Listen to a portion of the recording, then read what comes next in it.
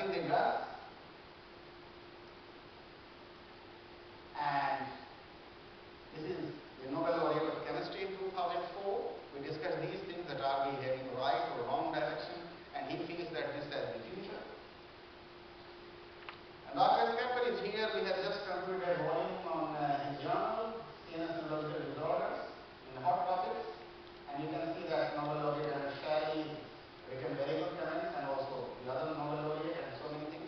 The point to tell you that we are not doing fiction, but it's real science, and some people really support it. Because you have to always check that whether you are doing right or wrong. Anyway, coming to this, we have a model of MPTP, and we produce Parkinson-like symptoms. Now here you can see that this is the PS positive cell, normal situation. After giving MPTP, it's completely gone. Cerebralizing alone, you can see the two lesions increased here. And nanowired, it is much more better than the alone. Since I have less time, I will not describe these experiments in detail. The same thing also happened with dopamine measurement after digoxin is decreased, and nanowire cerebralizing is giving us much more better than before. The same parameters we have measured. I mean, you can see that nanowire cerebralizing is already different. Also here the other parameter I showed you. And you see that this is astrocytes, normal neurons, this is control, this is MPTP, and you can see here nanowire cerebralizing. They are trying to do much better than cerebralizing alone. So the message is that I have less time to discuss why, but I will give you some examples after concluding this talk. I will not discuss on this that how diabetes or other things can alter these things. Now I will show you some examples in head injury. And we have two models of head injury. One is, this is closed head injury, when this weight is given over the skull, no fractures, and this is opening of the skull and making a incision. In closed head injury model, you can see that there are lots of cell changes and can be prevented. These papers are already published. This is an example of open brain injury here, the knife lesion.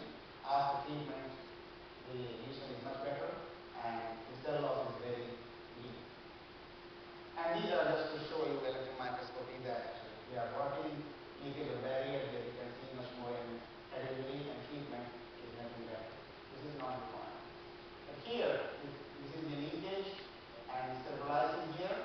You can see this RD leakage is reduced, edema is reduced, blood flow is increased, and nanowire cerebralizing is even doing much better than this. And the same thing is happening also in open brain injury, cerebralizing alone compared to this one, but nanowire cerebralizing is even better. Then I will show you some examples very briefly. 2 minutes in spinal cord injury if you are doing right. And this was a thesis done in our university by a student with nanocerebralizing. She used nano leveling and without nano leveling. The point is here that this is albumin leakage, and these are much more severe than these two. The reason is that they were intoxicated with silver and copper nanoparticles before making injury. So the idea is that the person is intoxicated with different kind of nanoparticles, and if it occurs, then there is more damage. I will be finishing within 5 minutes. The same thing with here GFAP. It is much more expression, but the point is that these neuronal cells, for example motor neurons, they are much more damaged here and here when they were given nanoparticles before injury. So the message is that nanoparticles exacerbate injury process. And in this situation, if you give the same amount of drug, it is not going to happen. We have to modify, either increase the dose or give them with nanotechnology. It is also in the same way. Now you can compare something here. This is silver and GFAP. You can see as compared to no silver, highly expressed here, and cerebralizing. But look, nanowire cerebralizing given in this case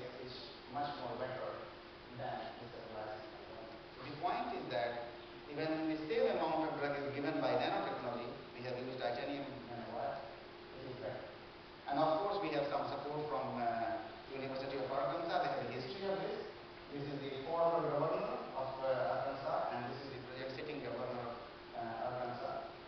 And I will skip these things about blood-brain changes, and also this cerulite given can influence the function parameters. I will skip those things. You can see it also reduces C-pulse expression, C-immune expression, and its edema formation here after UV is much more, but after cerulite is less. I will skip this. This is important. Here you can see that this is untreated, mild, and here treated with other drug. But look, that nanowired cerulite is much better than this. Is there anything? Why? I can only mention one thing here, that why it is working better. The idea is that it is penetrating faster, it is staying there, and its catabolism or destruction of the drug is much less. And probably it also prevents stress reaction. That is shown here because the speech of protein is not that much here as compared to the antibiotic. And also this Chinese military is also very much interested, and we are working in cooperation on peripheral nerve injury. And this is Dr. Fung, and this is the director of the hospital. We have a Swedish connection because one of the ladies, the president of this hospital, had a Swedish PhD, so we have a very good group, and a lot of support from our research. There are different organizations. And I stop here, and I hope that something new I told you, and look forward to